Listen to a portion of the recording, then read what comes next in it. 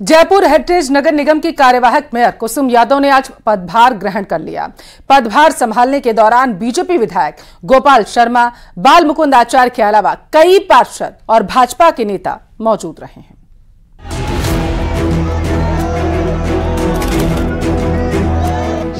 कार्यवाहक मेयर कुसुम यादव ने संभाला पदभार।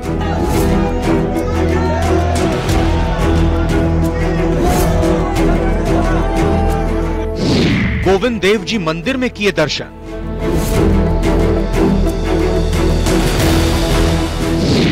पूजा पाठ के बाद संभाली मेयर की कमान।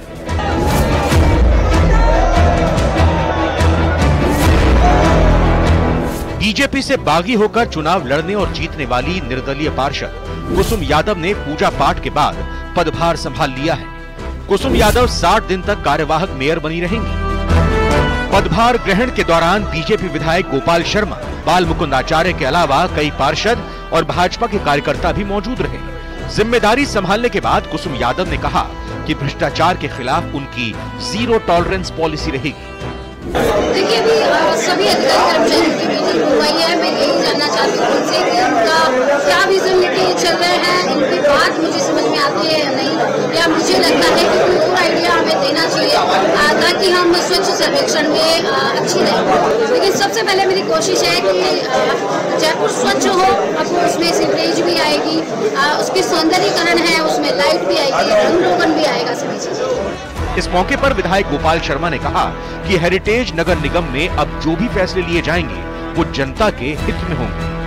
अपि कठोराणी मृदुनी कुसुमादपि, इनके जो निर्णय होंगे वो वज्र से कठोर होंगे। भारतीय जनता पार्टी के नेतृत्व आदरणीय मोदी जी, आदरणीय भजन लाल जी और जयपुर की जनता, इन सबको संतुष्ट करने वाले हैं।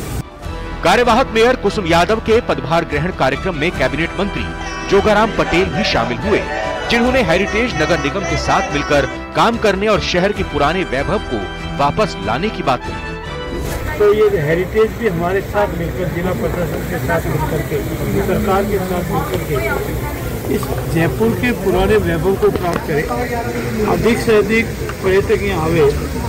हमारे सभी आम जन को कोई ट्रैफिक व्यवस्था से लेकर, पानी भराव से लेकर, सफाई को लेकर, सीवरेज को लेकर, बिजली को लेकर कोई समस्या नहीं हो। इन सब के लिए हम हेरिटेज के साथ मिलकर के पूरा प्रयास करेंगे। कार्यवाहक मेयर ने पदभार संभालते ही अपनी प्राथमिकता साफ कर दी है। जयपुर को स्वच्छ और सुंदर बनाना उनकी प्राथमिकता में शामिल है। लेकिन सवाल अब भी वही है कि क्या नगर निगम हेरिटेज पर कब्जे की जंग लड़ रही कांग्रेस और बीजेपी में संघर्ष विराम हो गया है। जयपुर से न्यूज़ 18 राजस्थान के लिए अरबाज अहमद की रिपोर्ट।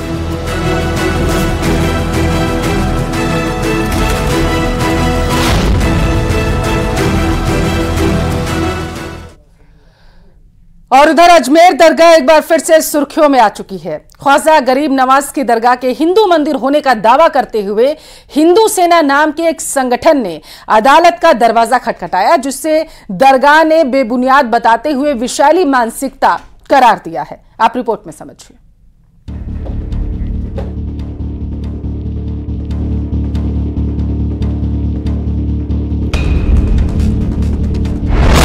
अजमेर दरगाह के मंदिर होने का दावा। अजमेर जो दरगाह का जो स्ट्रक्चर है वो हिंदू मंदिर और जैन मंदिर तोड़े गए स्ट्रक्चर से बना है। हिंदू पक्ष ने खटखटाया कोर्ट का दरवाजा।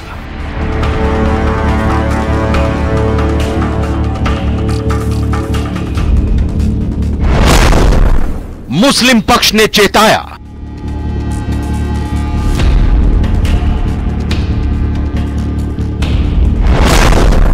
विशैली मानसिकता को दर्शाता है दावा।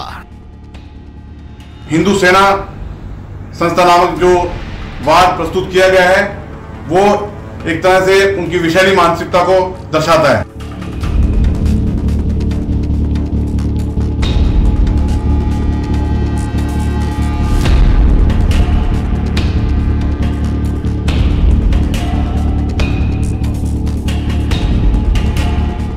हिंदू सेना के राष्ट्रीय अध्यक्ष विष्णु गुप्ता दावा कर रहे हैं कि अजमेर दरगाह संकट मोचन महादेव मंदिर तोड़कर बनाई गई। उस समय बहुत सारे मंदिर तोड़े गए, उसमें एक संकट मोचन महादेव मंदिर भी है जो कि उनके जो आज्ञाकारी शिष्य रहे उन्होंने तोड़ा, और बाद में जब चिश्ती की मौत होगी उसके बाद उसी मंदिर को तोड़कर जो नीचे तहखाना है, जो गर्भगृह है, उसमें उनकी कब्र बना दी। अपने दावे के पक्ष में हिंदू सेना देश के प्रसिद्ध शिक्षाविद, राजनेता और समाज सुधारक हरविलास शारदा की किताब को उल्लेखित कर रहे हैं। हरविलास शारदा जो कि अजमेर के म्युनिसिपैलिटी कमिश्नर रहे चीफ, और बाद में अजमेर कोर्ट के सेशन जज भी रहे, उन्होंने अपनी एक बुक लिखी है। उस बुक में बहुत सारे विस्तार से बताया है कि अजमेर जो दरगाह का जो स्ट्रक्चर है वो हिंदू मंदिर और जैन मंदिर तोड़े गए स्ट्रक्चर से बना है।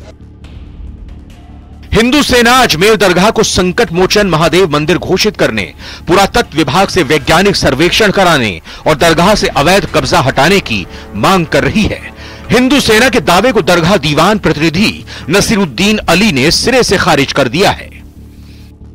तमाम धार्मिक और राजनीतिक लोग, चाहे वो किसी भी धर्म के हों, सबकी आस्था इस दरगाह से जुड़ी हुई है। लेकिन हिंदू सेना संस्था नामक जो वाद प्रस्तुत किया गया है वो एक तरह से उनकी विषैली मानसिकता को दर्शाता है। हम सिरे से इसको खारिज करते हैं। नसीरुद्दीन अली जोर देकर कहते हैं कि ये वो दर है जिसे दिल्ली सल्तनत, मुगलों, मराठों और अंग्रेजों तक ने बड़े सम्मान की नजर से देखा है और अपनी आस्था जाहिर की है। मुगलों से पहले तुगलक हो, खिलजी हो, राजपूत राजा हो, यहां तक के मराठा भी, सबने इसमें अपनी अकीदत जाहिर की है, इस दरगाह पे हाजिरी दी है। सबने मान सम्मान की नजर से इस धार्मिक स्थल को देखा है, और उनके बाद में अंग्रेजों भी हुकूमत आई, उन्होंने मान सम्मान की नजर से इसको देखा। किसी भी तारीख में, किसी भी इतिहास की पुस्तक में इसका कहीं जिक्र नहीं है कि यहाँ पर किसी किस्म से भी मंदिर हो या किसी किस्म की पूजा पाठ रही हो। दरगाह के अतराफ में, दरगाह जो 13 बीघा की एक भूमि है, दरगाह एंडोमेंट, उसके अंदर किसी किस्म से आज तक किसी इतिहास की बुक में नहीं है। और जिस एक सिंगल बुक का हवाला दिया जा रहा है, अजमेर हिस्टोरिकल एंड डिस्क्रिप्टिव, जो हरविलास शारदा जी के द्वारा लिखी गई थी, उसकी कोई ऑथेंटिसिटी नहीं है। बुधवार को 2 बजे के बाद इस केस की सुनवाई होनी थी, लेकिन अदालत ने इस केस को दूसरी अदालत में ट्रांसफर कर दिया। सबसे पहले तो हमारा ये होगा कि जिस कोर्ट को जुरिडिक्शन नहीं है उस कोर्ट में फाइल पहुंचे एंड फिर नोटिस इशू हो और ट्रायल प्रोसीड हो। आपने जो दायर किया था वो कहाँ किया था, अब कहाँ करेंगे? हमने सिविल जज सीनियर डिवीजन में दायर किया था। अब हम एप्लीकेशन मूव करेंगे डिस्ट्रिक्ट जज साहब की कोर्ट में, वहाँ से फिर जो जुरिडिक्शनल कोर्ट है वहाँ केस ट्रांसफर होगा। गौरतलब है कि हिंदू सेना से पहले महाराणा प्रताप सेना के राष्ट्रीय अध्यक्ष राज्यवर्धन सिंह परमार ने दरगाह में हिंदू मंदिर होने का दावा किया था। इसके बाद फरवरी में वीर हिंदू आर्मी ने भी ऐसा ही दावा किया था। न्यूज़ 18 राजस्थान के लिए अजमेर से अशोक सिंह भाटी की रिपोर्ट।